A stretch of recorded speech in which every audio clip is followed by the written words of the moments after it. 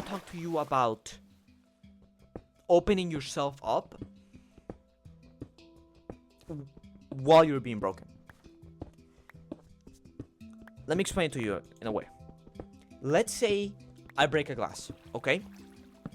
And I tell a person that has never seen that glass in their actual form before, has never seen the glass, how it was brand new, and how it was shaped to be, and what its purpose was.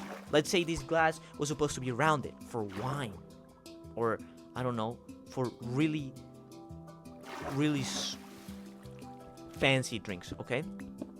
And because I see the glass broken, I try to, and you tell me to put it back into what it was, and because I've never seen the glass before, I'm gonna turn that glass into what I think it was.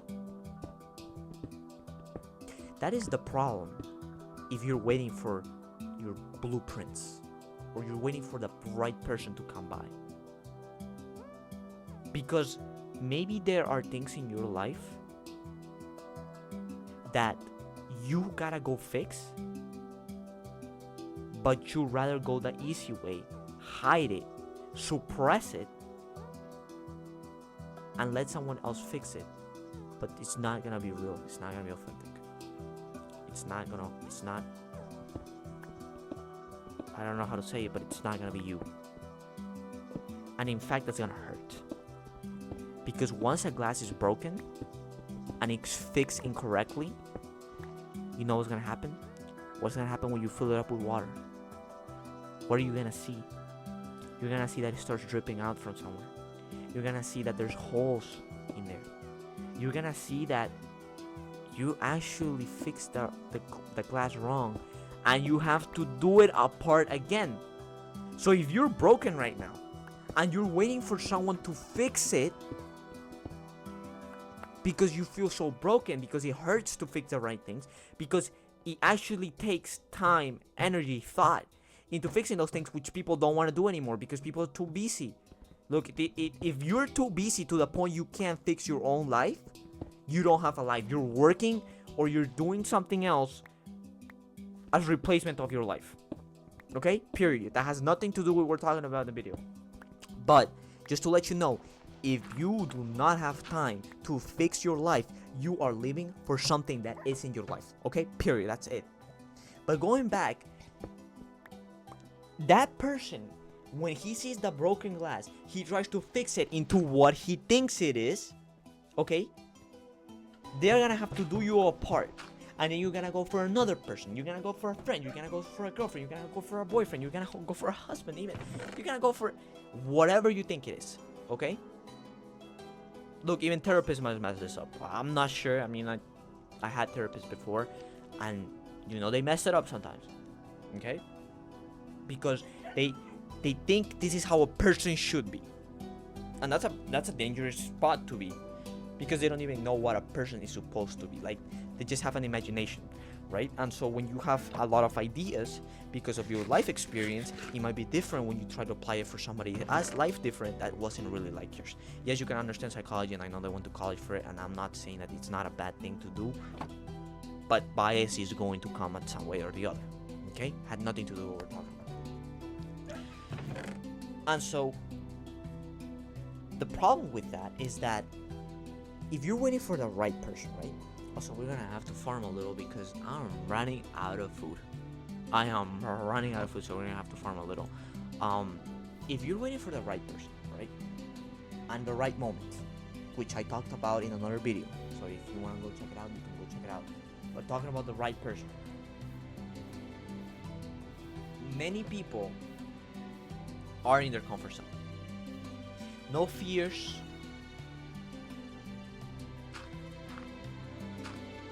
No risk. Nothing to be scared of. And that's exactly what I call jail. Look, I can't tell you what the meaning of life for your life is.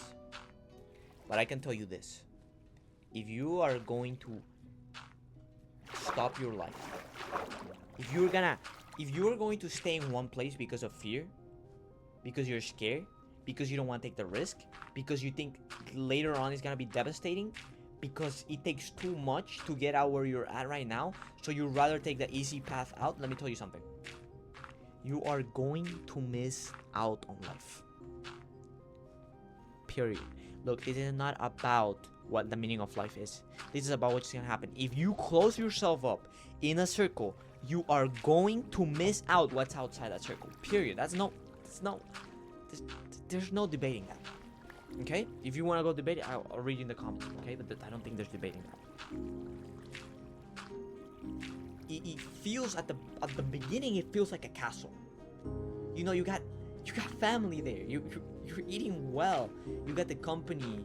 If everything feels like home, you know, you got enough space. You got enough place to feel free. But in reality, this whole time you're in prison.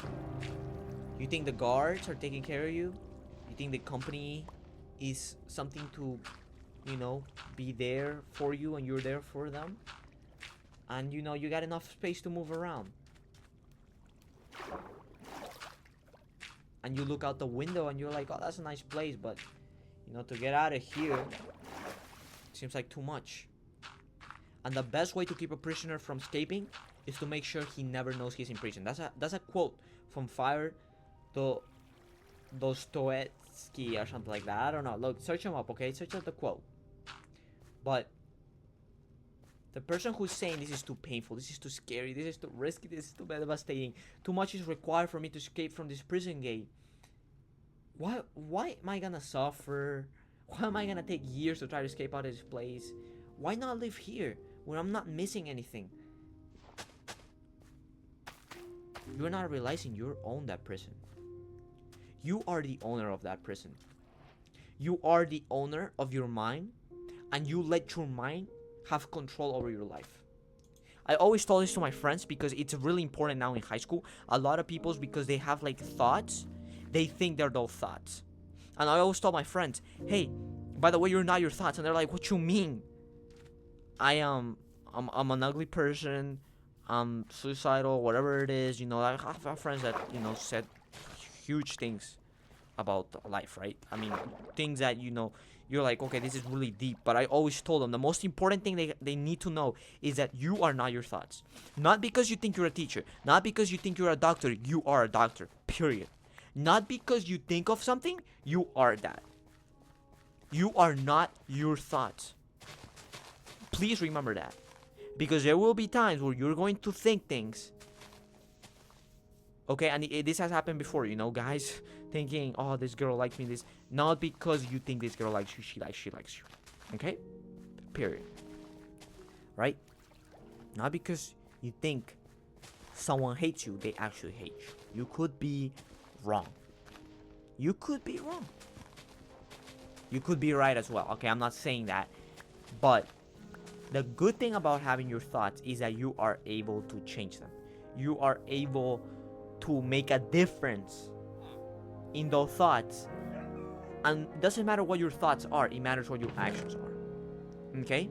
I could tell you all day here that I am the best Minecraft creator. But if I never post a video about Minecraft, how the heck am I supposed to be a Minecraft creator? Does that make sense? Not because I tell you something means that I'm representing that. Not because you are thinking something about yourself means that you are that. Okay? So, if you are going to fall for those things that tell you, be stuck in that prison, be stuck in your fears, don't take that risk, don't do this, don't do that, you're never gonna make it, you're never going to do that. If you are going to fall, then your thoughts have control over your life. You don't have control over your life, because if you have control over your thoughts, you have control over your life. If you're going to have control over your life, you gotta have to take control of your thoughts. Random thoughts are going to happen, okay? Sometimes I'm here, and as I'm speaking, I'm thinking about Skibidi Toilet, okay? I cannot control that. However, I can say to myself, I'm not gonna be thinking about Skibidi Toilet, I'm going to be thinking about the YouTube video I'm making. That's the difference. Are there things you keep in your corner? There are things you never share. Things that remind you that you have ignored something. that you have gave up, that this could have been different? Are there people you're hiding from? Are there corners you're cutting? Are there things you're scared of, but no, you want to take a chance?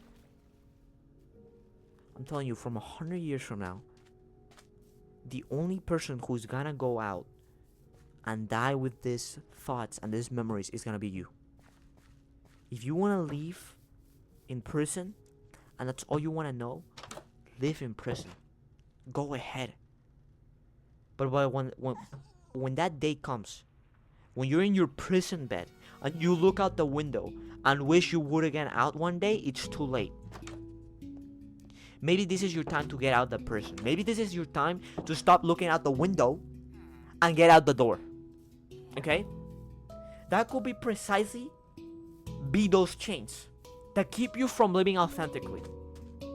What society and the programming injected in your mind, what social media has done, what your teacher has done. I'm not joking, by the way. So many teachers have killed passions within me. So many teachers that are depressed nowadays. This is what happens. Because we wonder why kids are so depressed, why kids are so meaningless, is because our teachers are meaningless and they're depressed. They have no meaning in their life. We have teachers that don't believe in anything moral and they are stuck into their thoughts. I have a teacher that's atheist. We can discuss that all the time, okay? You don't have to disagree with me in the comments, but he literally believes there's no meaning in life. How am I supposed, why do I care going to your class if there's no meaning in life? That was the only thing I could argue with. I never argue with him, and that's one of the things I regret. I wish I argued with my teacher.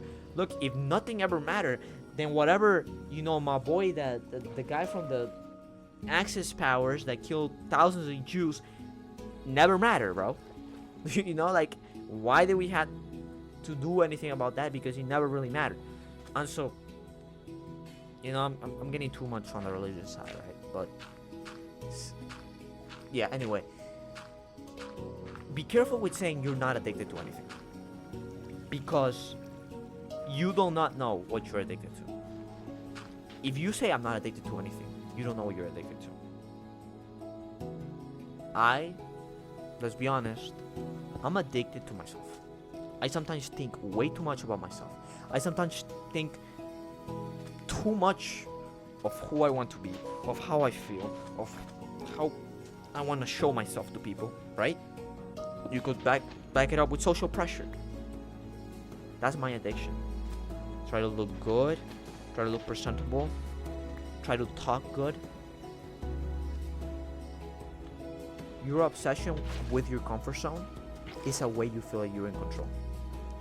Because you know that if you take risk, you know if you go out for your fears, you know if you take the hard path, you are not going to have control of that. You can try your best and things might still fail. But when you're in your comfort zone, you feel like you have control.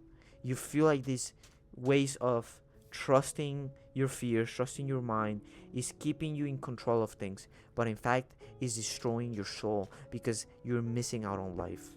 You're missing out on the experiences you were made to have. You're missing out on the meaning. If you want to keep doing that, keep living in your prison, go ahead by all means. But if you don't, I hope I see you back in this channel. I will never see you back again. Probably. The odds are really low.